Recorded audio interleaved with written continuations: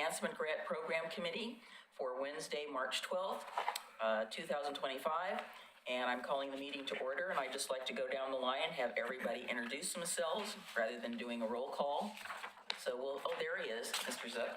So we'll start with Scott. Scott Wilson, I'm a city commissioner. Adam Marl, city commissioner. Rocky Smith, city commissioner. Marie Andrews, volunteer. Okay. Aaron Brookbauer, Make sure your thing is on too, so member. red light. Judy Schaefer, community member. Yeah, okay. And we have live from Washington, D.C. Christine Lewis, Metro Council. and live from Sun River. Mike Mitchell, Oregon City Commission. Okay. And we have Ann Griffin, our staff, and James Graham, our staff, and then somewhere in the recesses and the bowels of this building is Matt Zook, our finance director. He'll be joining us momentarily. Okay, so has everybody had a chance to take a look at the minutes?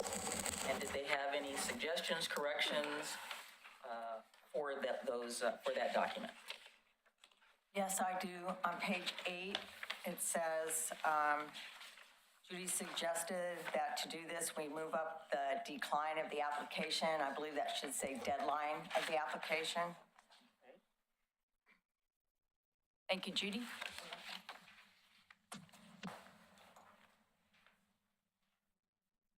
Probably should be applications. So. Is there anything else?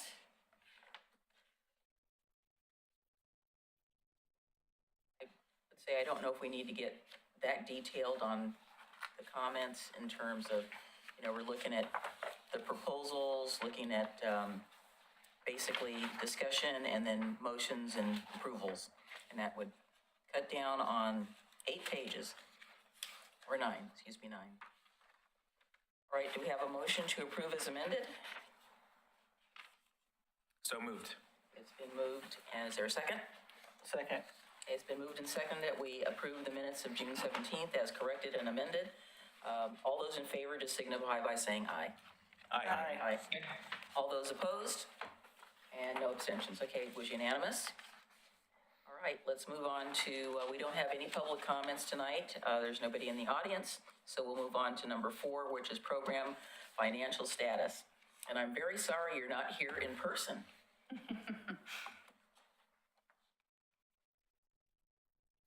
I would love to be there in person with you. I'm with you in the building though, and I needed to be in my office to be able to demonstrate this presentation. So can you hear me okay? Yes, just fine. Okay, excellent. Well, good evening, Metro Enhancement Grant Committee.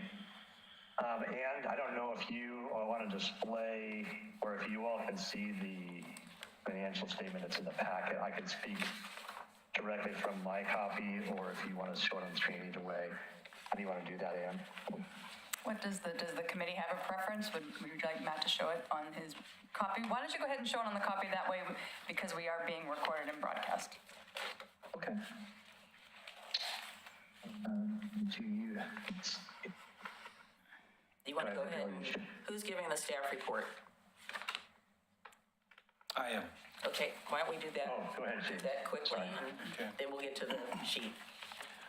Well, today, one of the important items that we're going to be discussing today is not only the financial status of the organization, but and based on the financial status of the organization or the program, you'll see that we are providing $400,000 as we did last year to the applicants, to the future applicants of the program.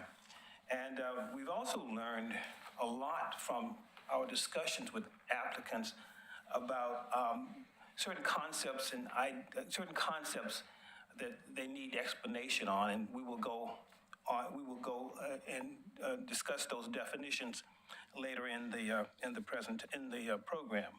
So with that said, if Matt's ready, we will start with the financial status information, and then we'll go from there. And do I have the ability to share my screen? Yes, you should. Oh, great. Okay.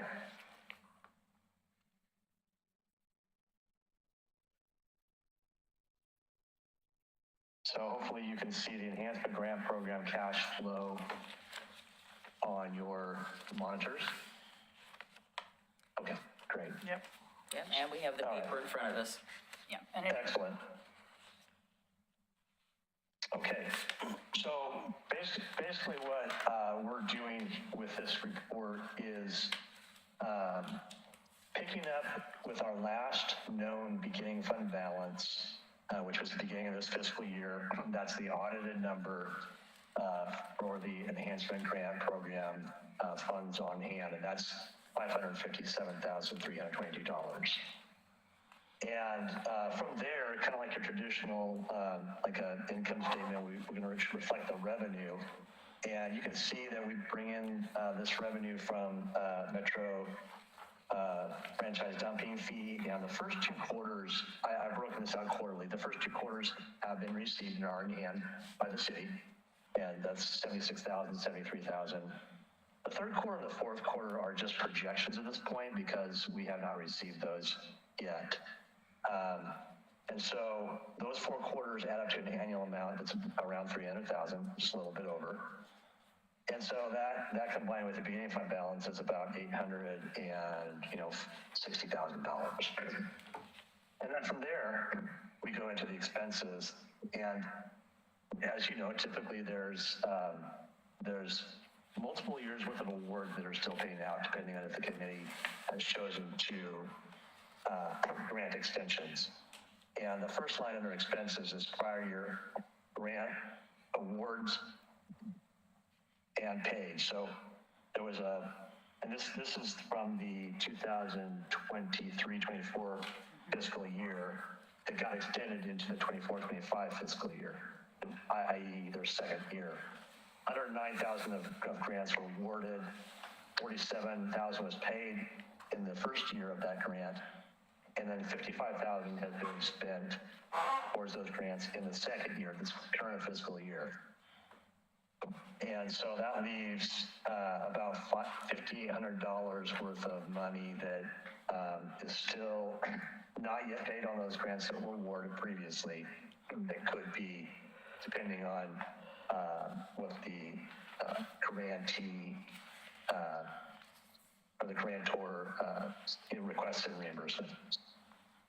The next line down is the current year awards, and that's from what the committee did a year ago in May or June of 2024, when they awarded $324,164. And of that amount, $72,000 has been paid. That leaves $251,000 yet to be paid, should every single grant be paid out in full.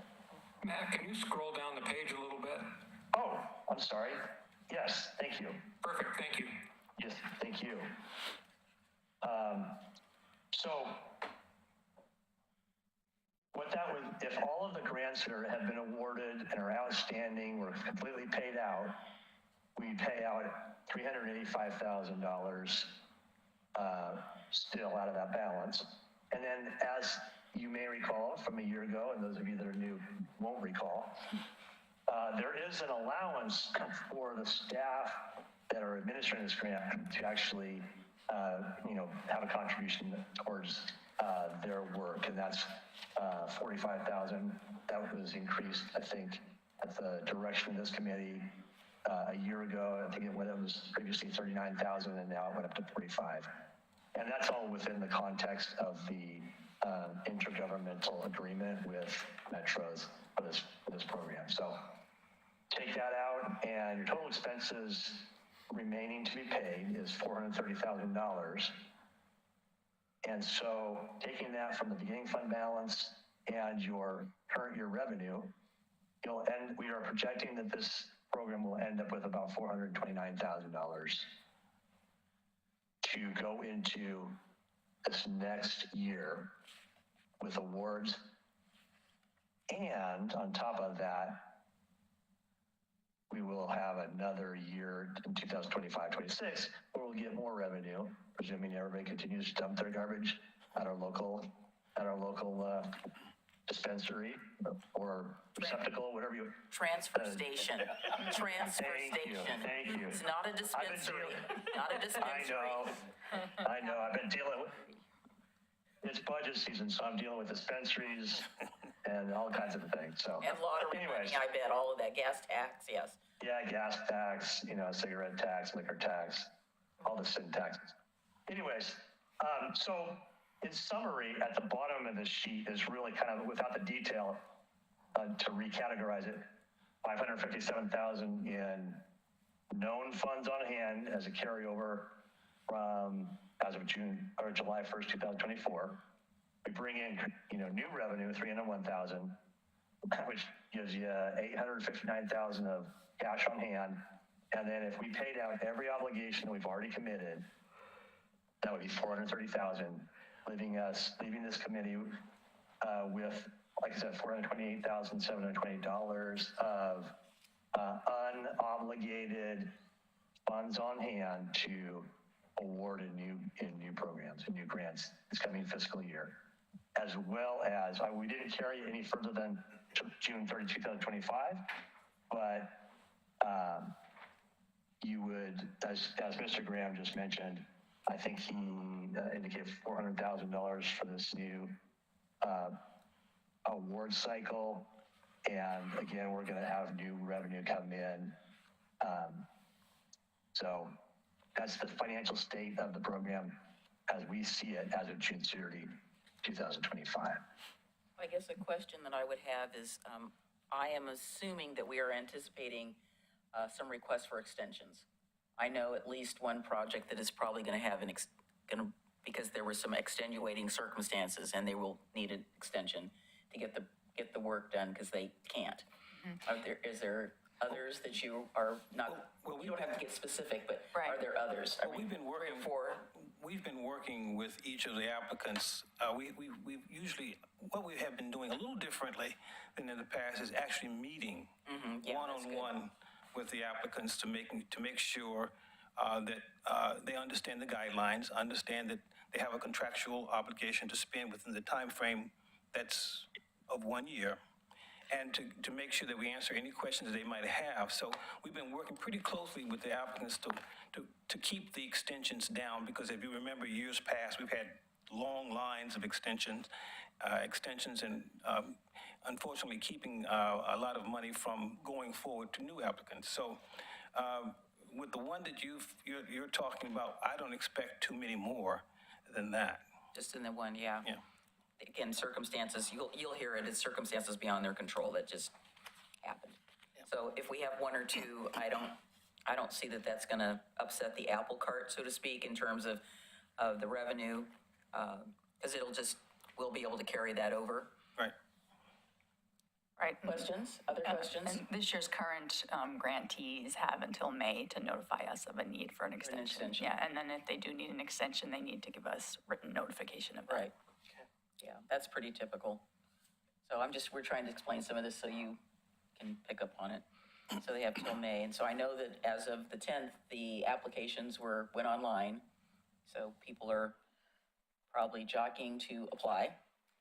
That actually has not happened. They'll go online this coming Monday, the okay. 17th. I thought I Yeah, saw at something one- that said the You're 10th, right. so- You are correct. At one point, we wanted to aim for that, but then we wanted to give the opportunity for this committee to meet before we did launch the application, in case this committee had some comments or something that would impact the applications as they went out. So we're now aiming for this coming Monday, March 17th, for the applications to be on the... Can I ask a question, Oh, Mayor? absolutely. Thank you. When is the deadline for that?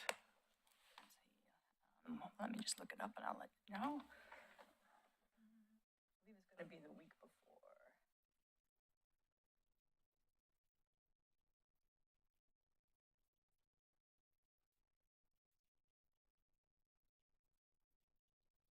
The other date that I do want to share with folks is in April 9th, we're having an information session that will be available to the community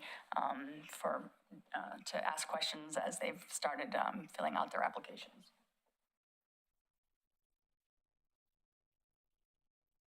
I may have missed this in one of the emails, but do we have a date for when we'll get together and vote?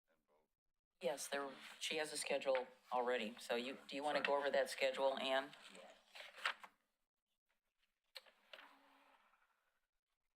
So April 9th is the information thing she just said, and then I believe, we are meeting, just looking through my notes here. All right, so our schedule for this year, the applications go live at noon on Monday, the 17th. And then the deadline is May 16th. Our group is planning to currently meet,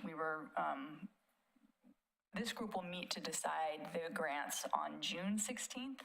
So we could actually push back when we were planning or having the deadline for the grants be due on May 16th. We were going to be meeting a little bit earlier in June, but people's schedules being what they are, we are now currently planning to do the award meeting on June 16th. So we could potentially move the deadline to the 23rd and still give the committee sufficient time to review. It's my goal to make sure you have 2 full weeks to review the materials before the grant committee meets. Any other questions? Any questions of Matt? Makes sense? Mayor McGriff, Go right ahead. can I bring up one thing? And Bring up more than one thing. I'm not going to get up into too far into the gory details because it may turn out to not be an issue, but I became aware of a situation where a grant that was awarded last year inadvertently spent the money 2 days before the fiscal year started, 2 days before the program began in the grant cycle last year. And as a couple of months ago, there were community members who had fronted the money who were still out money. I reached out to the person that made me aware of this situation to find out if that was still the situation. I know that they have been working with Ann and James to spend the funds in the time period on qualified expenses. And I asked for an update of whether or not there are still people in the community who ended up out of pocket, and I did not get a reply. So this is something that I might need to bring up at our future meeting. It's sort of an extension in reverse by 2 days. And it wasn't their intention. They were trying to hit a sale at a retailer in order to save money, and it inadvertently got rung through before the program. So I just kind of want to put that out there for the group that it might come up. I might bring it up at our future meeting when we talk about extensions. Okay. And I'm assuming staff will give us more detail at a later date. And staff has been very good about working with this group, trying to figure out a solution while still abiding by the guidelines of the program. Yeah, I totally understand. The, program guidelines are pretty clear of when you can spend the money and when you can't spend the money. So, okay, anything else? Judy, Eric, Marie? Okay, all right. Anything else, Matt? Not yet. Not yet. Okay. Ooh, I don't know if I like that. Sounds like there's going to be some surprise coming later that we don't want to know anything about. Anything, Christine? Nothing for me, thank you. Okay, so let's move on to number 5. So now we'll have a review of the scoring procedures. We do have a few new people with us this time, and so... Only one. Okay. But Everybody else is here from before. all right. So we'll go over that, the scoring procedures. Now, as was last year, it's electronic. Matt is very good with the Excel spreadsheet where the numbers actually add up automatically. So you all will have your individual score sheet, and you'll be able to score them electronically through your Excel through the Excel spreadsheet. But I'll turn it over to Matthew, and he'll go through. Not sure who Matthew is, but I think that's my cue. I want to share my screen again, and appreciate the opportunity to share this. Thanks for letting me know how many are new. Most of you have done this. We began this fancy electronic stuff during COVID when nobody could meet, and it just seemed to work pretty well. So what you are looking at here is what you will receive. We are not looking at anything. We don't see anything. We're still looking at you. Must be painful. Hang on a second. No, it's all good. There we go. There we go. Can you see my spreadsheet now? Yes, we can. Okay, thank you.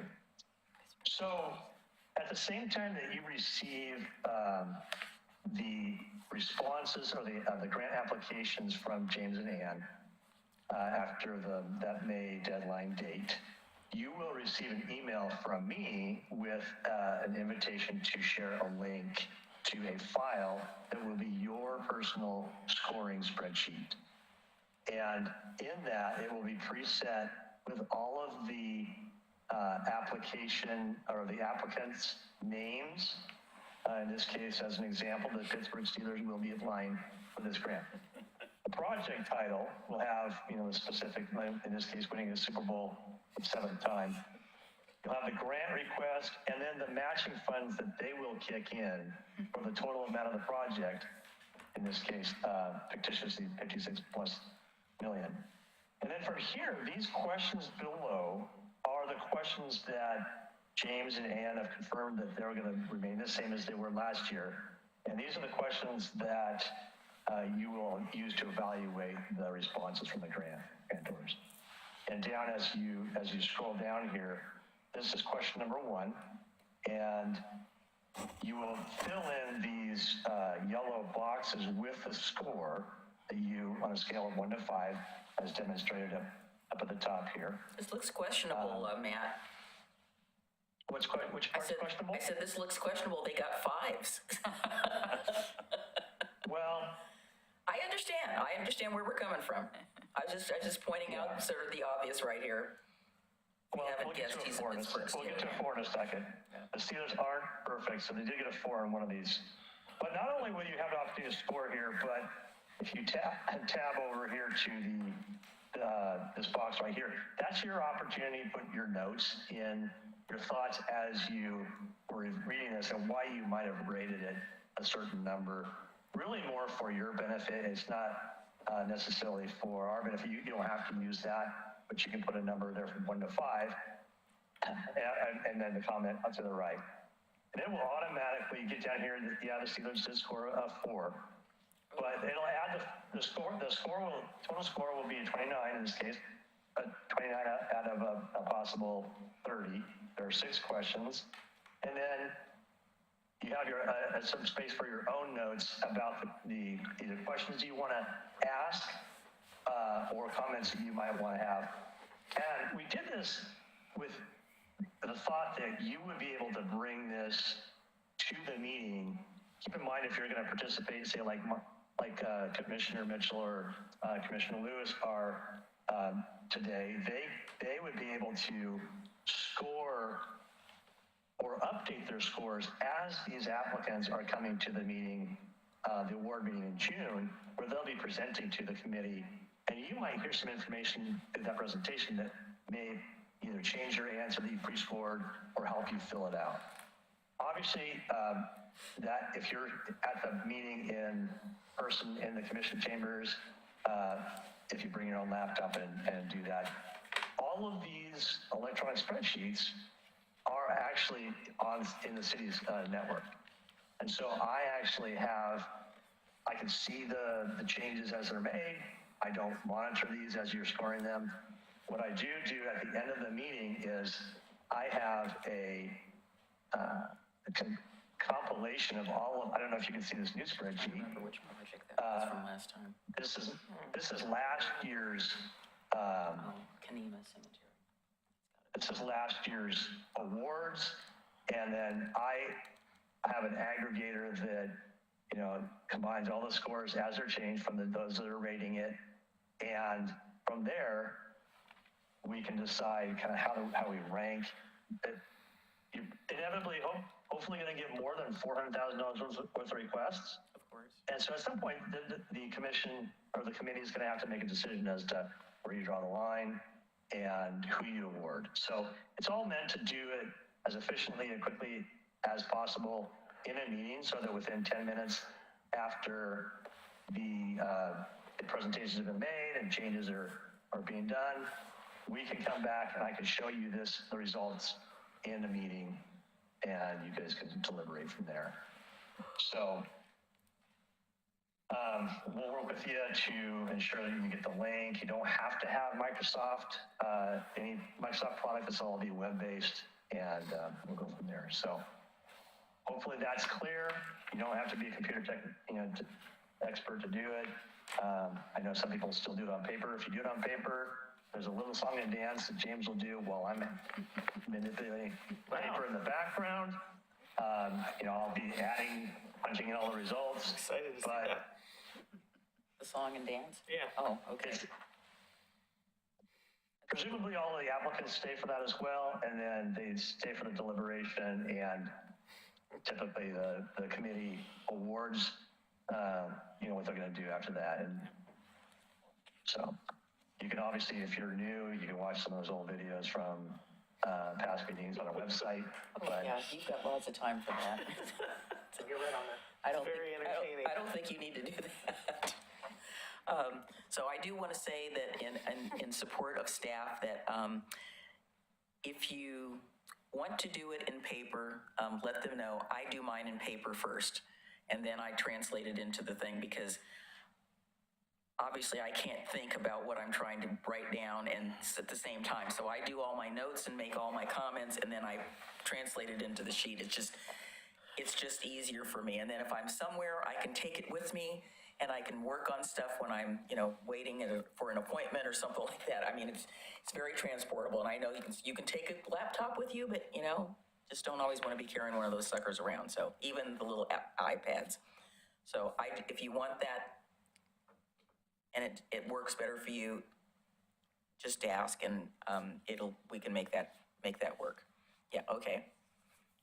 Judy has raised her hand. Yeah, I like to use the paper for a worksheet.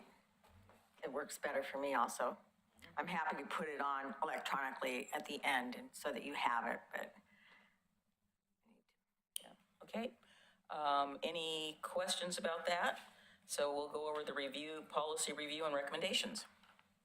Thank you. Councilor Lewis. Yes, go ahead, Christine. Sure, I have two questions, one serious and one in jest. First, Mr. Zook, how much stalking did you do to figure out that my favorite team is the Steelers? That is not something I'm loud about, so I'm very concerned. And then my second question. He has many ways and opportunities to investigate. Yes. So don't underestimate finance. Yeah. Yeah. But my second question, in terms of bringing our own laptops, I think last time I ended up having to update it from my phone because there was a connectivity problem for those of us who are not in the .oregoncity.gov email address. Do you think that that's going to be rectified for the meeting this year, or could we get a little more tech support? yeah, I think that's good. Yeah. Let me work on that by the time I send out these spreadsheets, I will have an answer for you to make sure that works well.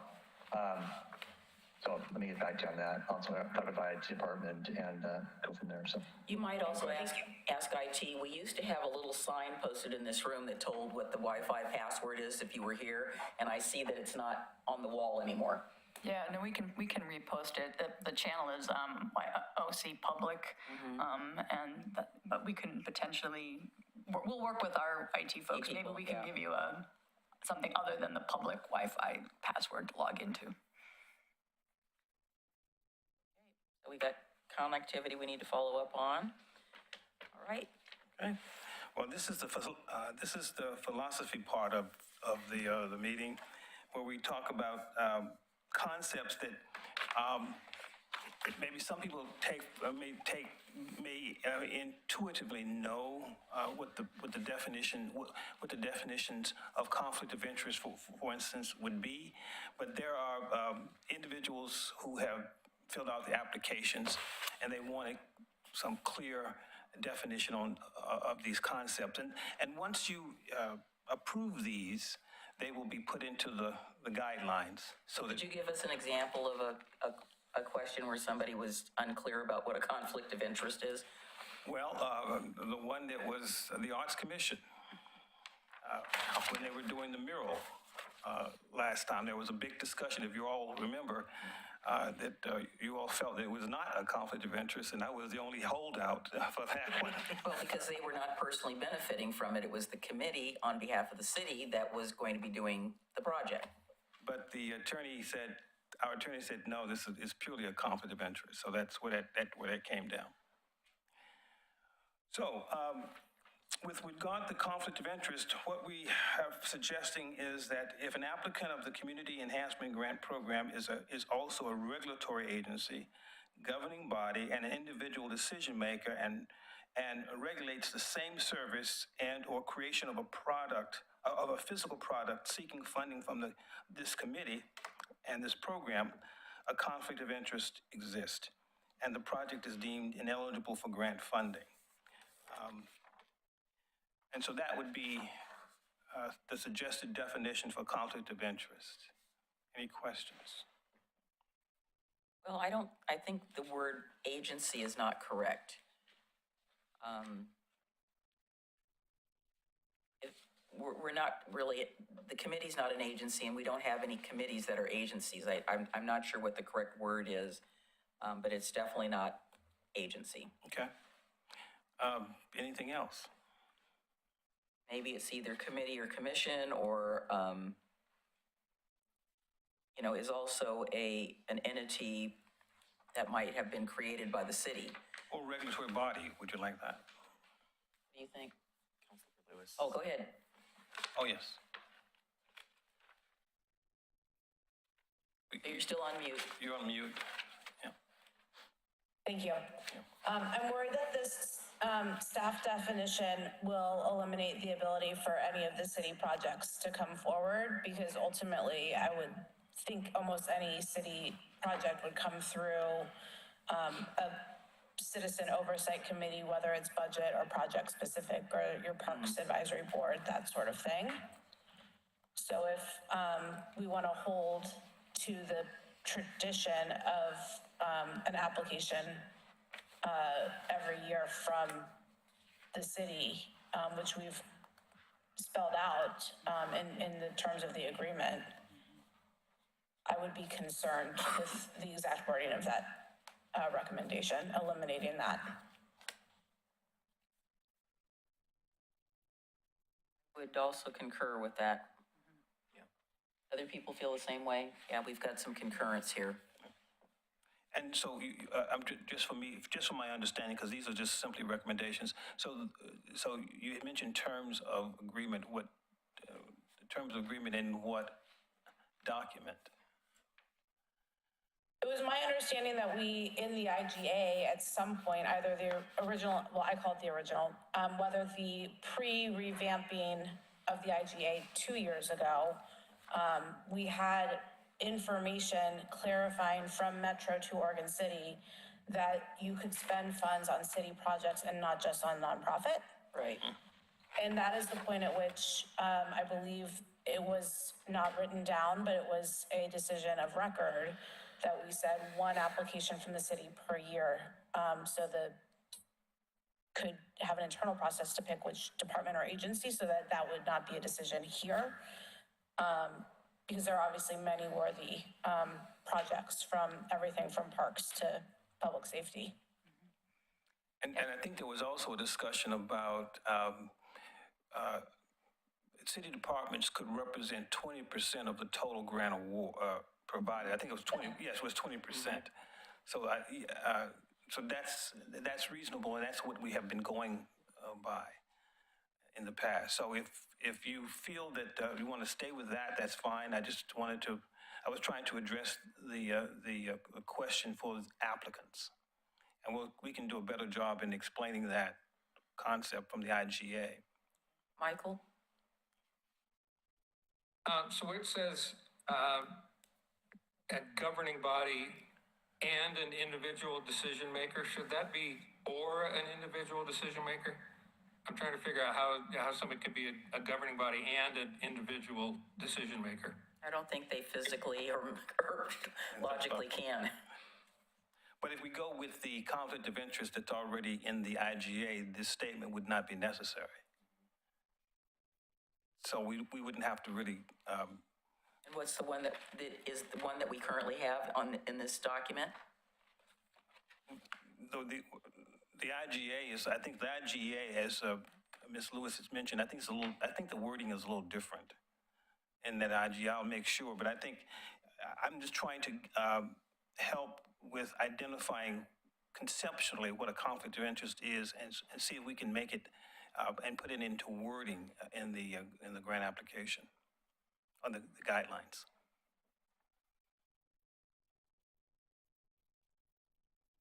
Any other comments? I don't think we have support for this written proposal right now, because we want to keep it the way it is. Okay. We need to make a formal recommendation, or we can just say, it says review and discuss and approve. Those are the options, but I don't think we're going to be approving that. I think it does remain an issue that we can coach people with, like when we do have that public information session in April, and people are reaching out to us a lot. As soon as this goes live next Monday, I've already gotten one phone call, so I'm sure we'll be talking to folks quite a bit as they put their applications together. So we'll make sure that people understand the message. Okay. I think I had a comment on the letters of support. Can we deal with the self-dealing first? The self-dealing, sure. Self-dealing is a specific kind of conflict of interest and will not be permitted. For example, if the grant applicant is an owner of existing assets and the use of the same assets are being funded by the Community Enhancement Grant Program or funds as part of the project, then the use of the assets and payment of those assets and payment of those assets should not be allowed as part of the project. In other words, if I were an applicant and I had and I was a gardening, I was planting plants, and I had those plants for a long time, and then I thought, well, I'll use these plants as in kind. Oh no, I'll sell these plants to the program, or use these or list these plants as a need to get funded by the program. I already had the plants for a long time. It could even be tools. I could have had the tools for years, but now all of a sudden I want to make it part of the program. So it's self-dealing. So the project, yeah, I think you want to say that, for example, if a grant applicant is the owner of an existing asset and is proposed to use the same assets as part of a grant project, then it would not, well, I think you don't want to say should not be allowed. You're wanting to be very specific, so it shall not be allowed and shall not be permitted in the first one. So if we're going to be very definitive. Okay. But that's the meaning of that was the intent. Yeah, okay. You have comments about that statement? Nope. Do we want to? Yeah, Go ahead. I've got one. Go ahead. So right now it says that use and payment. And to me, we wouldn't want, I understand the payment, that is self-dealing. but I would think that people should be able to use those existing assets without being reimbursed for them as part of the grant funding. Would you Something want like them to be used as an in-kind if they're pre-existing? He's kind of saying, it's saying, you know, if they're gonna get paid for it, and now you're saying, well, what if there's a donation of it? Right. And the in-kind amount comes in because of the match requirements, is that where that Yes, yes, factor? yes. Because it says in the next one, in-kind support is defined as a new project-related resource that is donated to the I don't know if it's the applicant, it's to the project. And so examples are volunteer time, new materials, and supplies.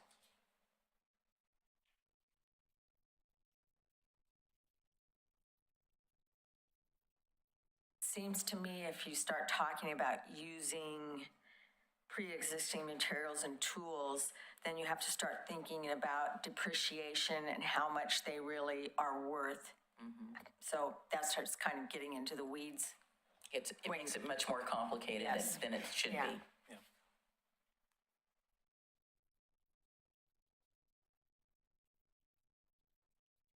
Other comments?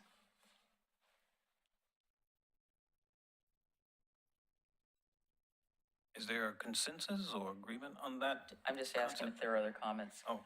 regarding this.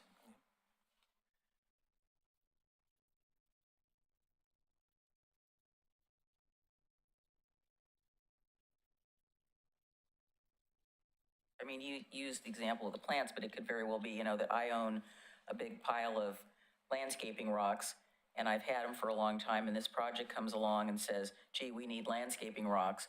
Would you be willing to donate these landscaping rocks as part of this project? They're not paying me for the landscaping rocks, but the applicant or the project may want to use them as in-kind donation. And then you start getting into what you're talking about. You know, so when I got the landscaping rocks, they may have been worth X, but what are they worth today?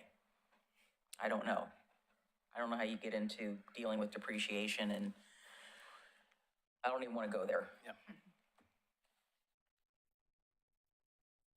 So we're talking about new materials. Right. So it looks like this is basically saying that's not going to be allowed. Correct. Correct. We have a consensus about that? I've got nods on one side. Okay, yes, I don't want to go in the weeds. yeah. Okay.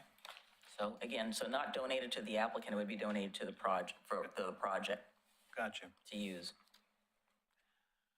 Letters of support. As has been a long-standing practice, grant applicants are required to provide a relevant letter or letters of support for their project. A letter of support is a written and signed document that shows a favorable review of the proposed project. A letter of support must be included from impacted parties, including any impacted government agency. A letter should also be secured from a relevant neighborhood association if there is an active one in the specific area, a business group association, or a governmental entity. We had a question about this from last year, so the way this is written, it sounds like it has to be from all of them, but I think what we mean is relevant neighborhood association and/or business group and/or, so are we saying we want at least one from one of these Correct. groups? And/or is correct. It Right. says or. Yeah, Yeah. but there was some major confusion last year. Again, I understand there was confusion, but I didn't understand why it was confusing, so. Well, the concern about saying or gives them a choice when Right. some of these cases aren't going to be a choice, because if their project is in a city park, they have to have a Letter from the city, yeah, if it is in a, or the county or on a, whatever, yeah. right, I mean, if it's in a, so there is some that are real specific. Yeah, and I think, I appreciate the fact that you have, it's relevant. I am aware of situations where applicants have come to a neighborhood association and said, well, we'd like you to support our project, but they don't really tell them what the project is. Right. And they don't, They get a generic. and they don't supply any information. And I know at least two neighborhood associations that I attended during this time, they both rejected and said, look, you can't give us any information about the project. How can we endorse it if we don't know what it is? Right. And it was like, they were like, what? Why can't you do this? They need to have enough specificity in what they are presenting in not only information to give to the entity, whoever it may be, so that they understand what the project is. It's not a blanket, like just approve this.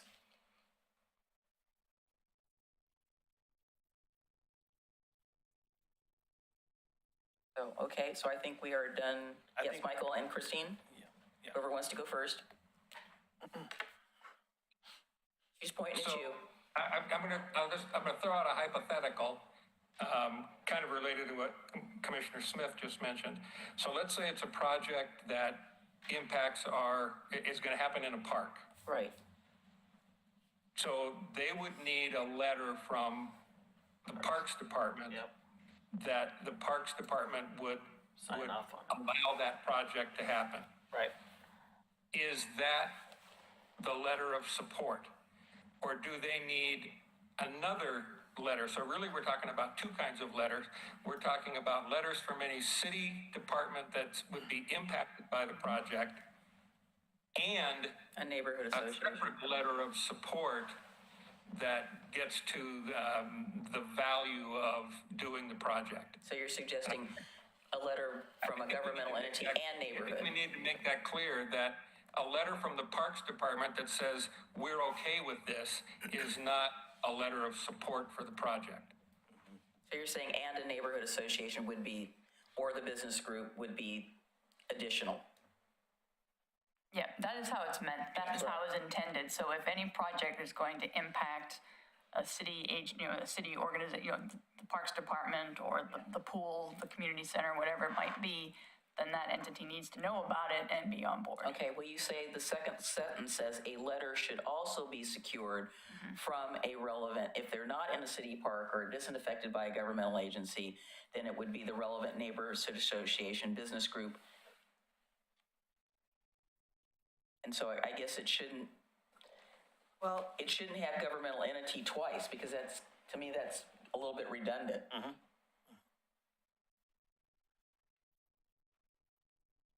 Yeah, you're right. That second government entity should be removed. So it sounds like, Zoom. Go ahead, just jump in. go ahead. Yeah, I think there might be some additional clarity if we add a line that simply says, if this project takes place on land that is owned by another agency, No, they need to. the letter must come from that agency, In addition to the other, in addition to your letter of support. right. So that would make it clearer. Yes, Adam? Just to build off of that, this takes us back to a discussion that we were having last year, which is interdepartmental review, Right. to avoid the situation from last year where the land use issue was something that we didn't know was even applicable or Right. something that we could use for this. So I would just suggest that as we're talking about this right now, to get that letter from the relevant agency, that whoever is doing the intake of these applications just go through and mark whichever departments in the city, because I'm trying to figure out like how, I don't want to overburden our staff, but if there is like a significant land use Yeah, we need to know implication, it about it. should go past planning to make sure that it's following our Yeah, codes and and that was the ordinances. big issue, is that we said, hey, you need a land use permit for this. You can't really do this. And, it was like, oh, so I think we put a caveat on it that it had to get, so it was subject to review. If it did not pass that, then the grant wasn't going to be approved. So we don't want to end up in that situation. They just didn't even think that they, I think there was an assumption if it gets approved by here, it's like a blanket, Right. but that's not the case. And that is stated in the guidelines, Guidelines, but I I know. think it's helpful to have Somebody comment just from, missed that. from this group. And We also find that a lot of applicants don't read the guidelines. They go right to the not. application. So, no, your comments are helpful. Thank you. That would be too easy. Hence the reason why we're sitting down with Yes, each other. exactly. If we're done on this specific Sure. topic, I have a few more things that Sure, I go would like to ahead. bring up. Thank you. I appreciate the minutes because this is very helpful for the things that I wanted to bring back up this time around. So, having looked back through that, one of the other concerns I had is explicitly asking them how the funds are going to be used within Oregon City. I know that having looked at those questions, they say within the city, but I don't think that people interpret it to be within the city because, as the mayor often says, people with a 97045 zip code often think they're in the city and they're not.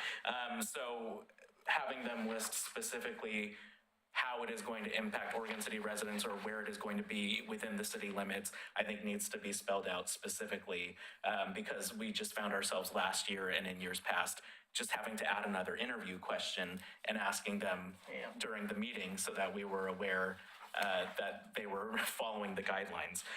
So I wanted to have that, and then I also have a question about liability. So, and this may not even be something that we need to add because it's already one of our policies, but having gone through or having witnessed one of the projects that happened from last cycle, I'm curious if we ought to include something about how the contractors who are executing these projects are the ones held liable if anything were to happen and not the city, or if that's already spelled out somewhere. I just wanted to bring that up because of one of the projects from last cycle. That is already spelled out. Okay, perfect. The two more things, if I may, Mayor. Go right ahead. Okay, Oh, absolutely. So You might be hitting on the ones I marked off. So. As far as the application deadline goes, the reason why I asked, one, obviously we need to know that, but two, we will be in the middle of budget deliberations at that point, and so I do think that it is important for us to open up this grant for our city departments. I just wonder whether they will have the confidence in what they can even apply for, given that they may not know what their budgets are at that time. So I do have concerns about that because I do want, like if I know Parks last year wanted to do something for movies in the park or whatever, but they knew what their budget was and that this was above and beyond what their budget was. So I just wonder how we go about giving room for our departments to navigate that. Let's ask our budget officer.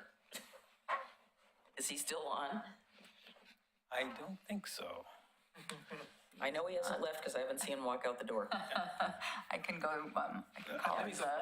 I can call his. Yeah, there is a back. There is a side door. Let me go and check it out, and I'll be right back. Okay, all right. Okay, Yeah, and no, while he's doing that, I just have one more thing. Sure, go right ahead.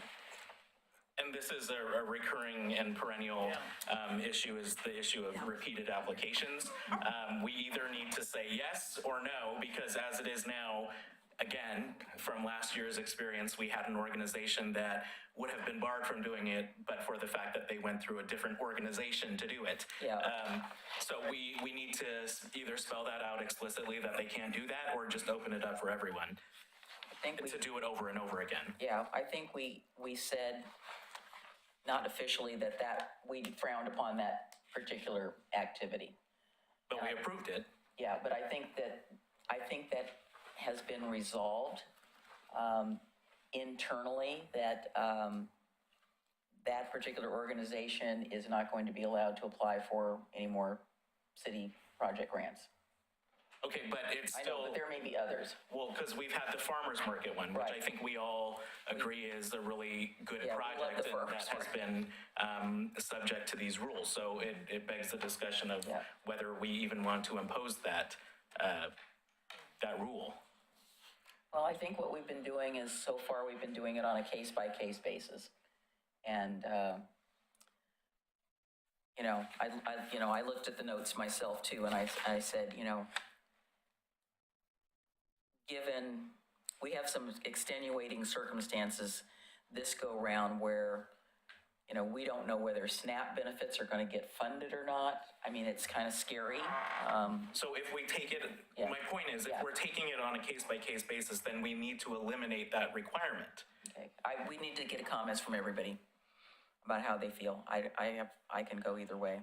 And just to remind everybody, the current rule is that an applicant, an organization can apply 2 out of 3 years. So once you've received 2 years in a row, even if it's a different project, you cannot apply the following year, the third year. You got to take a year off. And the idea, of course, was to give more applicants the opportunity to apply. Yeah. I personally don't feel strongly either way because I understand why it was imposed.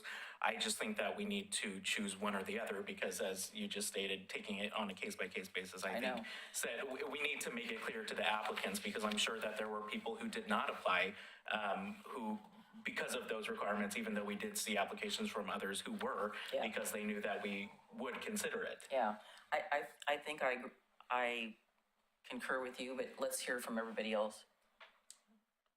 Oh, go ahead, Michael. Commissioner Merle, thank you for bringing this up because this is something that I've brought up previously. To me, a good project is a good project.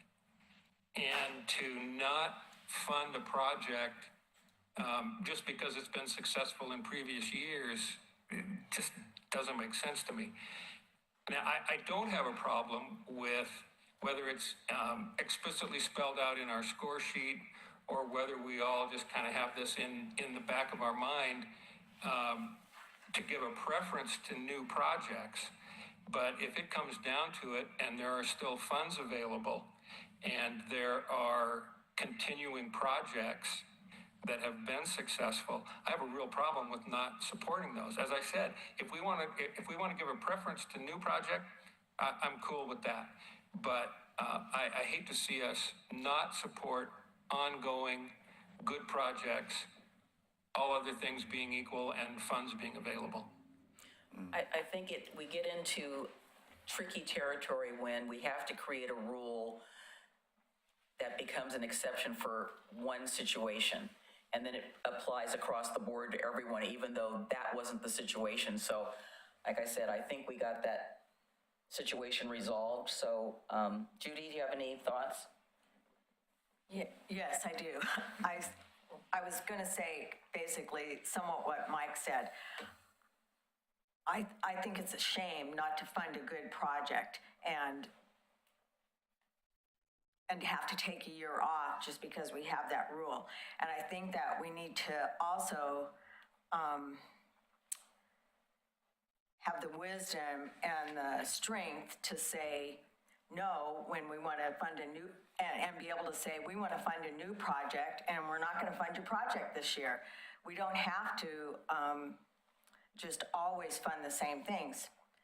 We have to be able to be innovative and take a different look also. People don't have to have the expectation that we're going to fund their project year after year. I guess that's what I'm trying to say. Yeah. And sometimes that's what happens. We get into a rut, and I just think we have to be able to step outside the box when we need to. Without having rules. I'm going to go back and forth. So, Scott, any thoughts? So I just want to make sure I'm understanding this properly. So the rules currently are you can apply for 2 out of 3 years, so you have to take a year off, right? And so it's sounding like there was a situation where an applicant had been awarded for 2 years and then went through other means to get an award a third year? Is that what I'm understanding? Exactly. And so the question is, do we maintain the rule of you can only apply 2 out of every 3 years, or do we just say everybody can apply and we'll fund based on the merit of the individual projects? I mean, as Judy said, we don't have to fund a project. Right. Okay.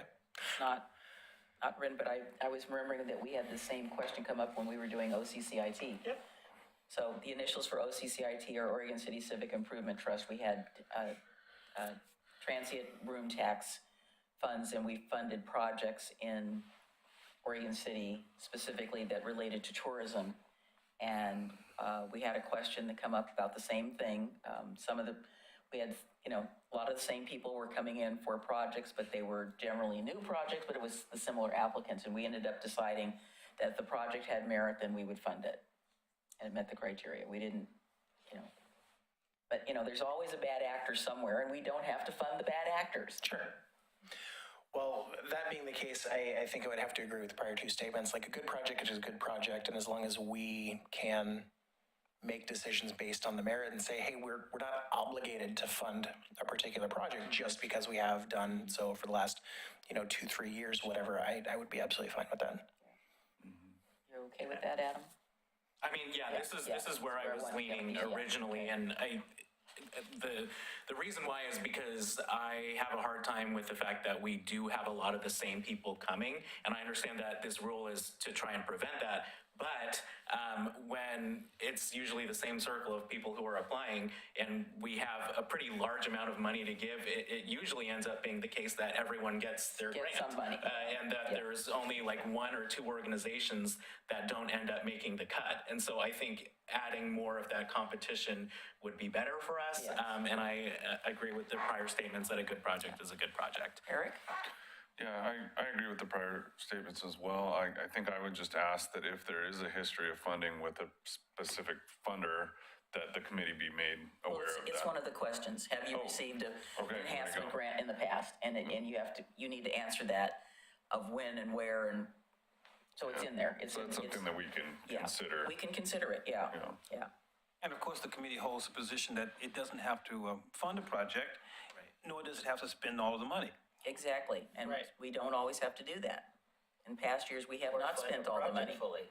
Yeah, So, so let me go to Rocky. And. No, you're I okay? agree. Yeah, I and then agree. I'm Marie? fine. I agree as well. Okay, all right.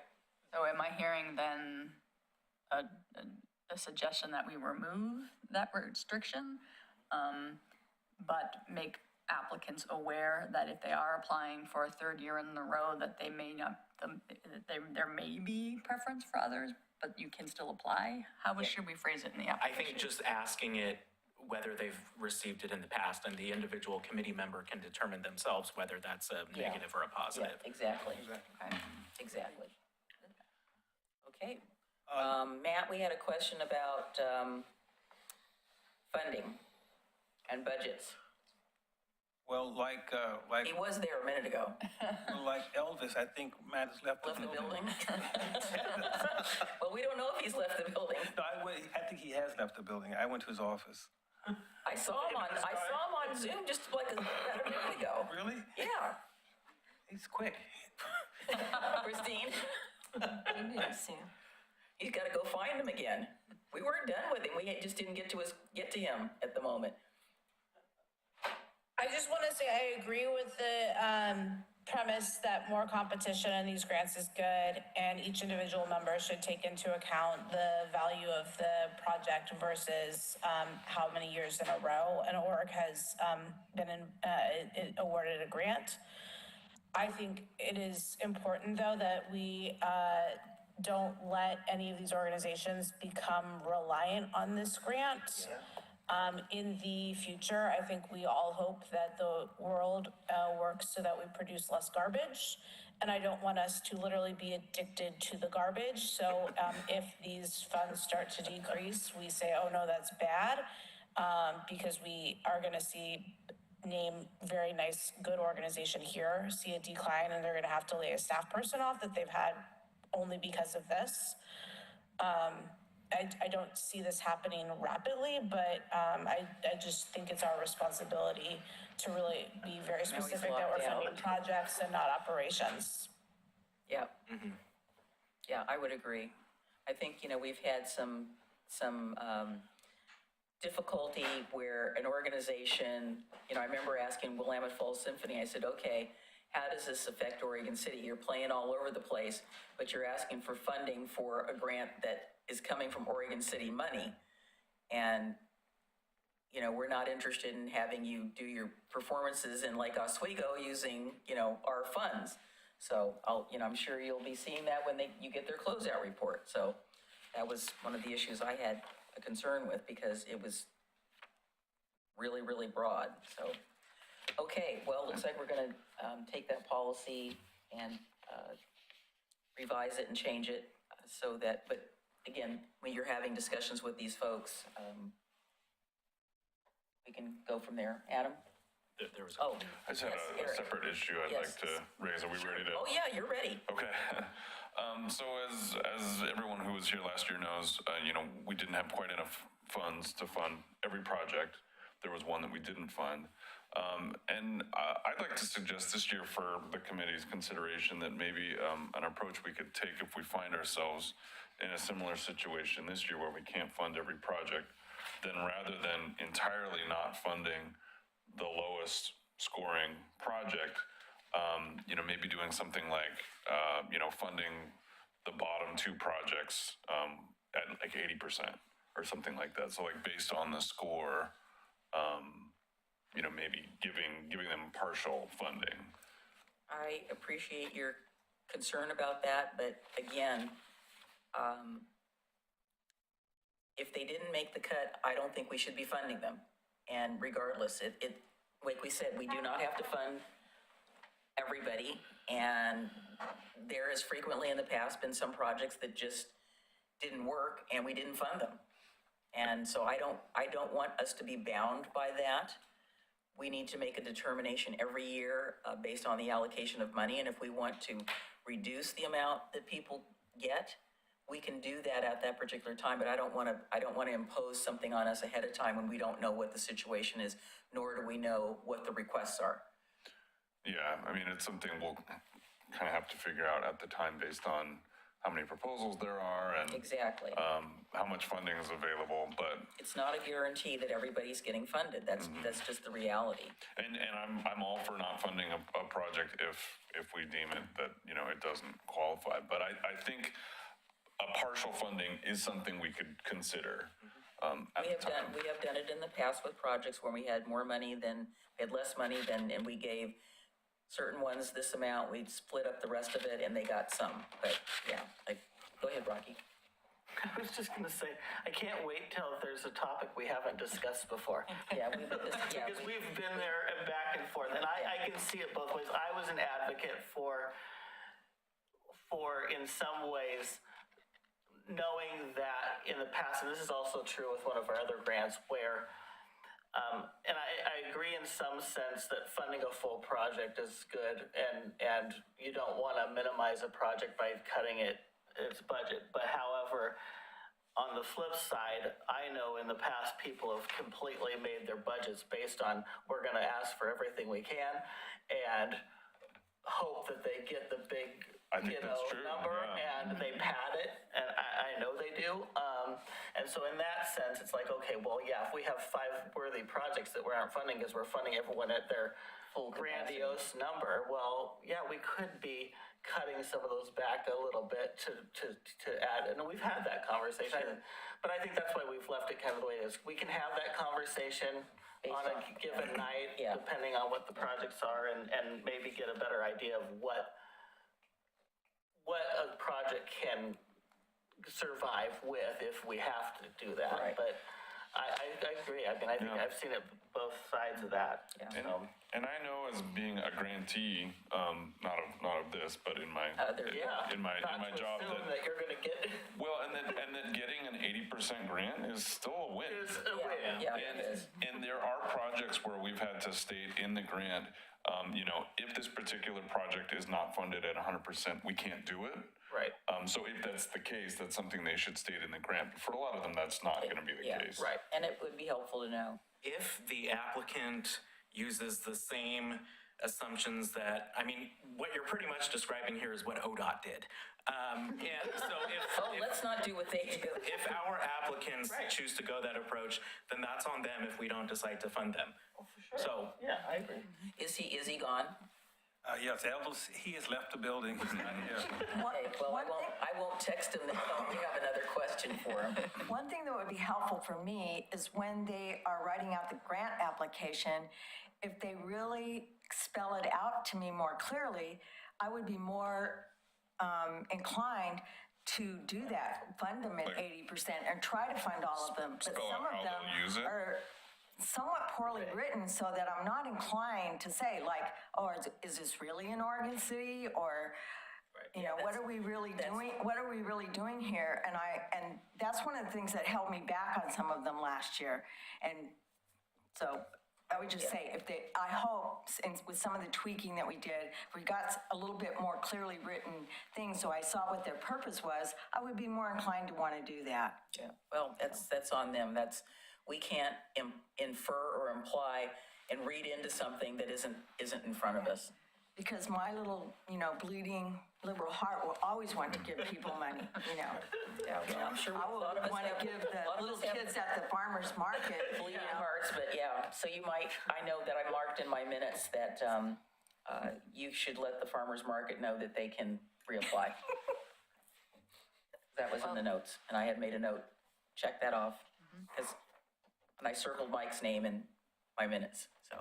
And I think we can also put something in the application again, so this is why I'm glad we didn't release until after this tonight's meeting, that we will be, Well, we will have to get the answer about departments and budgets because, unless you want me to text him and say, because he's probably just gotten home right about now. Oh, yeah. But I was out of the room looking for him, but I wanted to make sure that I heard The question. the answer regarding if you're certain, the percentage or if you're serving Oregon City residents and you're not in Oregon City proper, but you're saying you're going to serve Oregon City. In the past, we said 60%, if you were doing 60% service to Oregon City residents and you can prove that, that would be eligible. Did you have that discussion or? No, I have some heartburn with some of that because I feel like I have to be accountable to the funding sources and that it's to serve Oregon City residents. That's, Because the farmer's market is that situation as well. but they were able to keep, whenever I go, they have a sheet there about their clients and they are marking it down, believe me. And they're very specific. They asked them, they said, I was standing there and the lady came up and she said, and your address, and she wrote it down. She looked at it and she said, okay, you are in the city limits. Right. But in my discussions with the executive director, she said that is very uncomfortable for them to talk to the applicant and to ask them where they live because they're looking for food. Sure. And it's a very uncomfortable conversation to have. And so if it applies, if it doesn't apply to, if you're saying it doesn't apply to Well, it does. It does. Okay. We want the majority of the funds to be used for people that are, Right, okay. and we've got a number, and I think most of the organizations can get there. So we did have a conversation last time about 60%, although we didn't vote on it or anything like that, or there was no general consensus. Everyone thought that sort of informally that 60% was a good number. We had this question come up when we were talking, it is not enhancement, we were talking about fees. And I would note that I still have not gotten the answer about youth sports, and I was asking how many of the people in that particular organization were Oregon City residents, and they said, well, they had a lot, and I said, okay, I want to know how many. When you're registering, you can just tell us. Still don't have that answer, so that may be a moot point, but yes, Christine? Mayor, I think my thinking is in line as it's always been. I think in this time and climate, I'm a little uncomfortable having nonprofits demand to know people's residences or personal information, saying it's for the government. So I think we should be explicit that nonprofits are allowed to let their clients decline if they make a good faith effort to take the data when they can. Well, I don't know what other personal information they're asking. They're asking them, are you in the city limits or are you not? Right. I think prove where you live starts to get worrisome for me. Well, I don't think they're asking for ID. They're just asking a question. It's not saying, Okay. Show me your papers. They're not asking for papers. They're just asking them, do you live in the city limits or not? And Even if it was just zip code, It doesn't work. Oregon City zip code goes out to Redland Road in Clackamas County. Got it, okay. And we have schools in our school district that are outside of our city limits as well. Okay. So it's not a compact, it's not like Milwaukee where you, well, actually, no, I can't even, Milwaukee's even doesn't do that. Milwaukee butts right up against Gladstone. Okay. And so when you're on, as a matter of fact, you know, where Burgerville is on, that's in Clackamas County, technically, it's not in Gladstone. By the boundary, and it's like, what? They have a 9722767 zip code. So there's no, I suppose then, there's no easy way. No, it's, that's less and if they decline, then they decline, so, you know, I don't think we should, you know, I don't think we want to get into that policy. We're trying to get a general idea of, are the residents of our city being served through these programs, which is where the money's supposed to be spent, so. We'll try to be judicious about it and be careful. Anything else? No, this discussion about these various concepts has been helpful. One more thing, Mike? Well, not to muddy the water on the. Well, then don't. Well, the fact is, a fair amount of those tipping fees are coming from people who don't live in the city limits of Oregon City. Well, could I respond to that? Sure. Well, That's what that's. but that's the purpose, is that the people who are coming into our city Right. to use the service It's that to is located in our city is to offset their usage for our residents at the expense of our residents. Right. Right. And I was a person that, worked on the permitting for the transfer station, and, I mean, yes, Christine's correct. My goal is, by being on the Regional Waste Advisory Committee, is to make sure that we move the commercial traffic out of Oregon City, and that is going to reduce the tipping fees, because it'll only be residential. But, you know, so there will be declining revenues, but we'll still have some revenue. Okay? Okay, seeing no more business, I guess we will adjourn the meeting. Thank you, everyone, for your time. Thank you. And we'll get